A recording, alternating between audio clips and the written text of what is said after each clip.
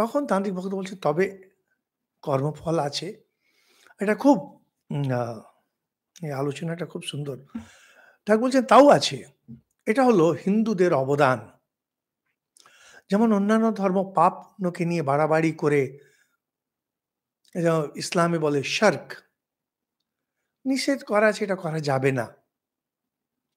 হিন্দুদের কিন্তু সেরকম হয় না। কিন্তু হিন্দুরা বলে কর্ম। তুমি যেরকমটি করবে তার ফল কিছুটা সরাসরি তোমার সামনে দেখা যাবে। আর কিছু মনের উপরে সংস্কার রূপে ছাপ ছাড়বে যেটাকে তোমাকে ধীরে, ধীরে, ধীরে, ধীরে অন্যরকম বানিয়ে দেবে। খারাপ বানিয়ে দেবে। ভালো কর্ম করলে সুফল, মন্দ কর্ম করলে কুফল। লঙ্কা খেলে ঝাল লাগবে না? এসব তার লীলা খেলা। যেমন পাপ পুণ্য তেমনি কর্মফল। কর্মফল, কর্মফল হচ্ছে জীবনকে ব্যাখ্যা করার একটা বিধি। এটা এই যে একেবারে অপরিহার্য তা না। যেমন বেশিরভাগই দেখা যায় সমাজে দুষ্ট লোক তাদের ভালো হচ্ছে।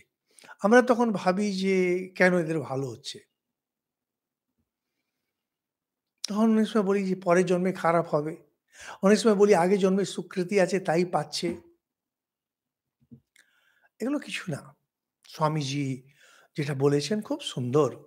যেরকমটি করবেন সেরকমটি মনে ছাপ পড়বে। যখন মনে ছাপ পড়ে তখন সেই কর্ম করার প্রবৃত্তি আরো বাড়ে।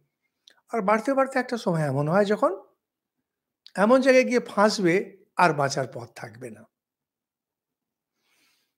কর্মফল এটাই। এভাবেই কাজ করে। কিন্তু আপনি আমাকে কষ্ট দিলেন, ফলে আপনিও কষ্ট পাবেন।